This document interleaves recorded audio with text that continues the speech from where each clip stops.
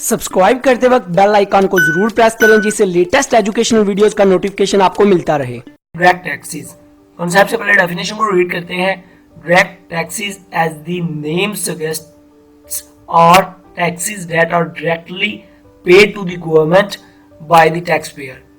Direct tax वो tax होते हैं जो डायरेक्टली एक जो टैक्स पेयर होता है, एक आदमी भी हो सकता है टैक्स पेयर, कोई ऑर्गेनाइजेशन भी हो सकती है, कोई कंपनी भी हो सकती है, जो डायरेक्टली जो गवर्नमेंट को टैक्स देती है। मतलब डायरेक्टली कैसे, जितनी उसकी इनकम हुई, मतलब जितना उसने इनकम अर्न की, एक पर्सन ने उसकी इनकम है 5 लाख रुपया, तो गवर्नमेंट उससे डायरेक्ट चार्ज करेगी कि आपने 5 लाख रुपया ले लिया है, आपको मिल गया है, इसमें से जितने परसेंट मतलब 20% आप पे टैक्स है, तो 1 लाख रुपया गवर्नमेंट को टैक्स दे दें। ये डायरेक्ट टैक्स होते हैं जो डायरेक्टली एक टैक्स पेयर जो होता है जिसने टैक्स अदा कर रहा है वो गवर्नमेंट को पे कर देता है।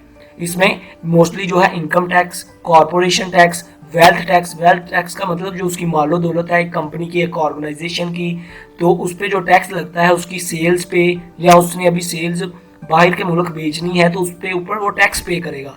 तो सबसे पहले टैक्स पे करेगा, फिर तो मोस्टली जो गवर्नमेंट के पास सबसे बड़ा टैक्स जो होता है एशिया में, वो गवर्नमेंट उधर से इनकम से और जो जगह होती है, लैंड होती है, इनसे इकट्ठा करती है डायरेक्ट टैक्सेस। तो डायरेक्ट टैक्सेस ये होते हैं प्रॉपर्टी अगर आपने बेची किसी और को, उस पर जो टैक्स लग गया, ये भी डायरेक्ट टैक्स होता है जो डायरेक्टली, आपने इसकी एक सेंस माइंड में रखनी है, जो डायरेक्टली गवर्नमेंट को दिया जाए। मतलब इनडायरेक्ट में हो जाता है कि किसी के थ्रू या गवर्नमेंट को रेट दिया जाए, या किसी मतलब किसी प्रोसेस के थ्रू टैक्स दिया जाए, तो वो इनडायरेक्ट में आ जाता है। आगे indirect taxes. Indirect taxes are applied on the manufacture और sale of a goods and services.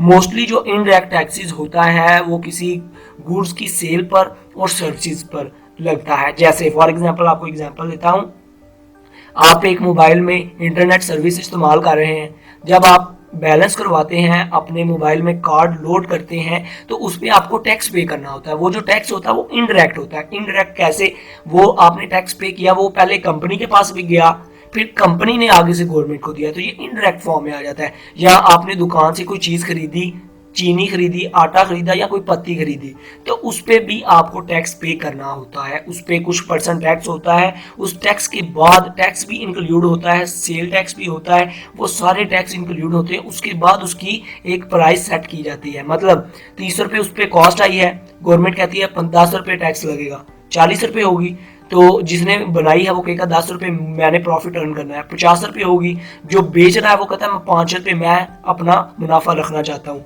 तो 55 रुपये होगी। तो वो चीज़ 55 रुपये की बिक रही है, सारे टैक्सेस, सारे खर्चे इंक्लूड कर, तो उसके अंदर ही टैक्स भी इन्वॉल्व होते हैं।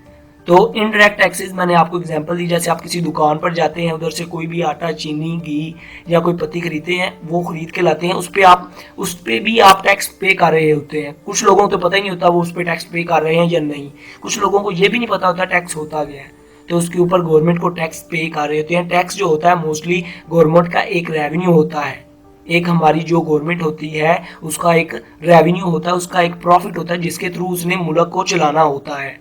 लोगों को, अपने गवर्नमेंट के एम्प्लॉय जो है उनको सैलरी देनी होती है, जो गवर्नमेंट के इंटरनेशनल प्लेयर हैं उनको सैलरी देनी होती है। अब सारे एक सर्कल को, कंट्री के जो अंदर सर्कल है उसको चलाना होता है। आई होप आपको इनका बेसिक लॉजिक, बेसिक कॉन्सेप्ट पता चल गया होगा। वीडियो अच्छी लगी हो सब्सक्राइब और लाइक करना मत भूलिएगा। Good bye.